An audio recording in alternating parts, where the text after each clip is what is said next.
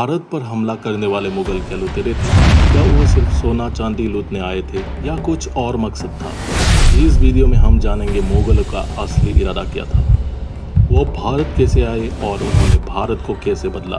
Video को पूरा देखिए क्योंकि अंत में कुछ ऐसा जानेंगे जो इतिहास की किताबों में अक्सर छिपा दिया गया है। सबसे पहले समझिए मुगल शब्द कहाँ से आए।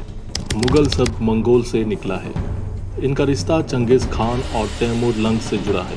बाबर जो पहले मुगल शासक था वो तैमूर का वंशज था और करगना यानी उज़्बेकिस्तान से आया था। उसके पास अफगान और तुर्क सैनिक की फौज थी और ख्वाब था भारत पर हुकूमत करने का।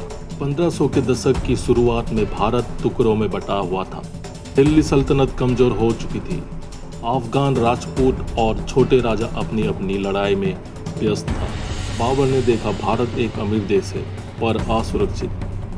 यहाँ की सोने की खाने खजाने और विभाजित राजनीतिक ताकतें उसे न्योता दे रही थी, आओ और राज करो।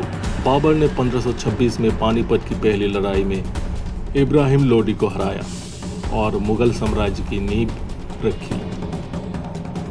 लेकिन उसका मकसद क्या था? मकसद था अफगानिस्तान से पलायन, अपनी फौज और वंशजों को स्थायी राज दिलाना और सबसे ज़्यादा भारत की वेल्थ और कल्चर को हासिल करना। वो लुटेरा नहीं था, सिर्फ वो विजेता था। भारत का खजाना।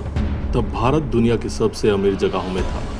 यहाँ का कपड़ा, मसाले, हीरे रत्न, सोना सब कुछ यूरोप से बेहतर था।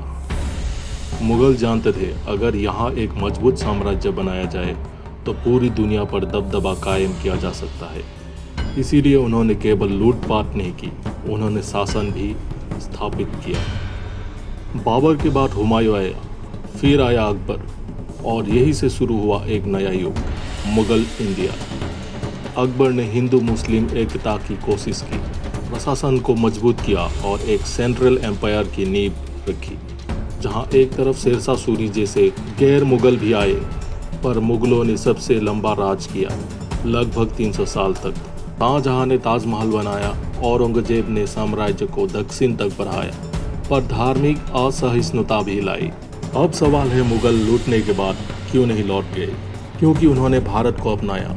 उन्होंने यहाँ महल बनाए, प्रशासन खड़ा किया, राजपूतों से रिश्तेदारी की। वो इसे अपना घर बनाने आए थे। साथ ही उन्होंने भारतीय कला, वास्तुकला, संस्कृति, खाना को अपनाया और मुगल भारत का हिस्सा बन गए। तो मुगल सिर्फ लुटेरे नहीं थे, वो शासक, विजेता और स्थापक भी थे।